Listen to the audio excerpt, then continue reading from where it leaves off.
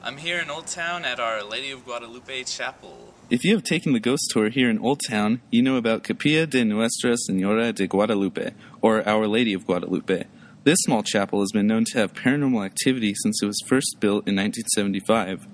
Some claim there's a weeping woman who presides here. She's said to have long black hair and wear a long black dress.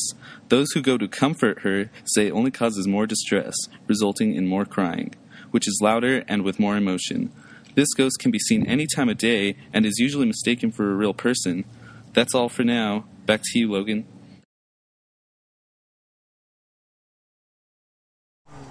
Hey, I'm here in Old Town on Church Street, and I'm here at Church Street Cafe. In a restaurant named Church Street Cafe, located here in Old Town, there presides a ghost. This locally owned restaurant, owned by the Ruiz family since the early 1700s, is home to a very demanding ghost named Sarah. Legend has it that Sarah was the type of healer who never married but did have children, one of which was named Rufinia, one of the last descendants of the Ruiz family. After Rufinia's death, the property was sold to a woman named Marie Coleman, who transformed it into a cafe. I was able to interview Marie in her restaurant and asked her several questions about the encounters she's experienced.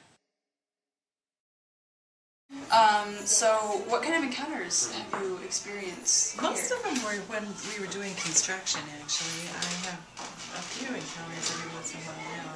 She gets blamed for everything. Like right now, she's getting blamed for the staples. Of course.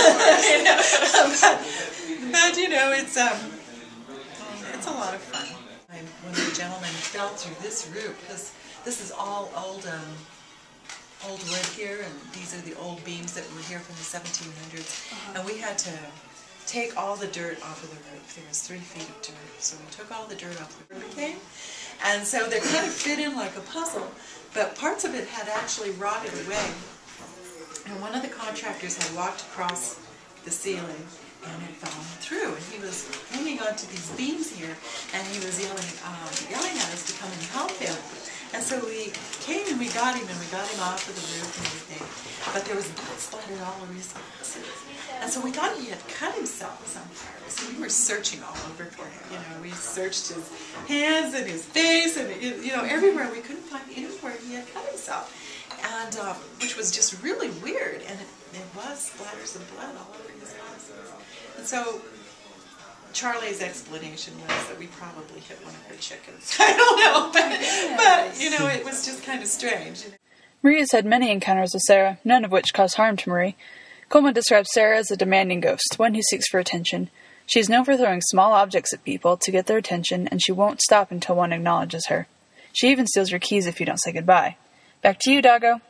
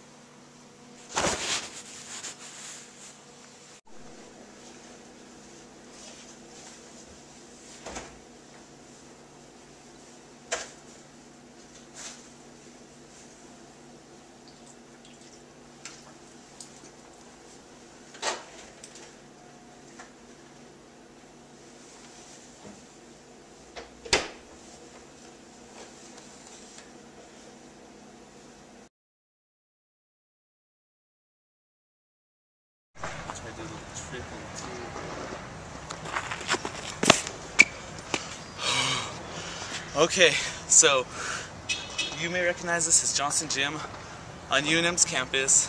Believe it or not, it's believed to be haunted.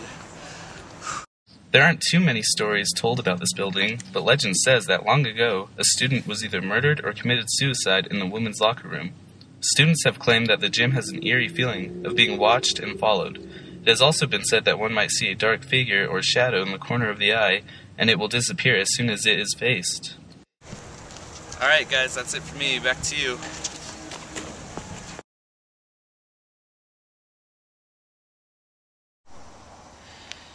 Hey, I'm Logan. I'm here on the scene at a local arroyo where it has been said that La Llorona presides.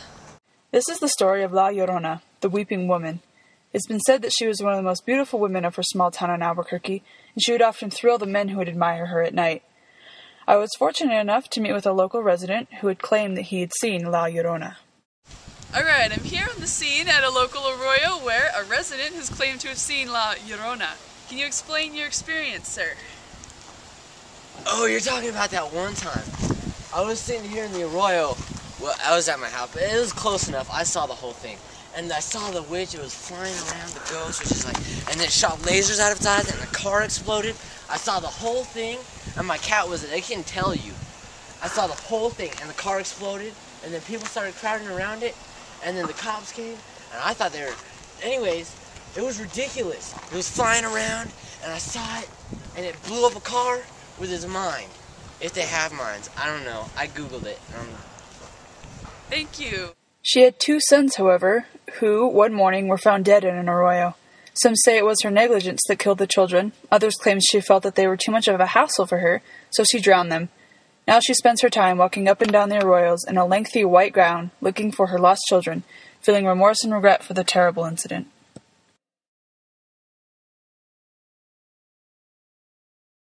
I'm here at Hotel Park Central where this once used to be an insane asylum. I'm here on the corner of Edith and Asuna where the once abandoned insane asylum used to be. The building has now been transformed into a hotel open to all. When the building was abandoned, no one was allowed to trespass. The owners of the land were very strict when it came to trespassers and were not afraid to let their guard dogs loose in order to scare off intruders. It is said that if one were to make it inside of the building, a dark figure would follow. Some describe it as a cloud, and some explain it takes more of a human form.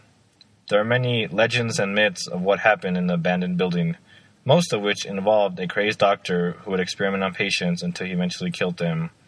These ghosts are said to haunt the building looking for the doctor that killed them.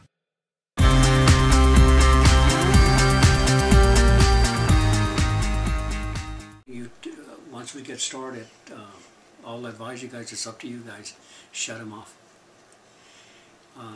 The things that we're dealing with, they manifest, and the only way they can come in is through electrical devices. That's how they can come in. And you can take whatever is here, you can take it home with you. Okay. Okay. Oh, really? You're going to tell me nothing. You don't. You're going to tell me. I mean, some people don't mind. I mean, that's totally up to you. Oh.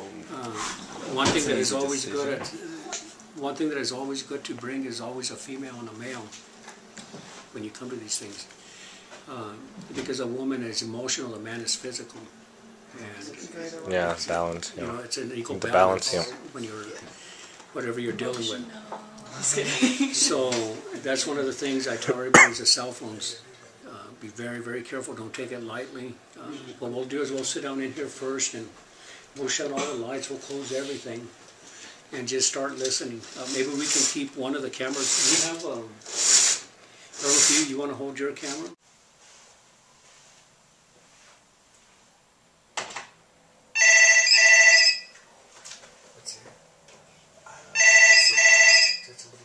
That's the actual phone.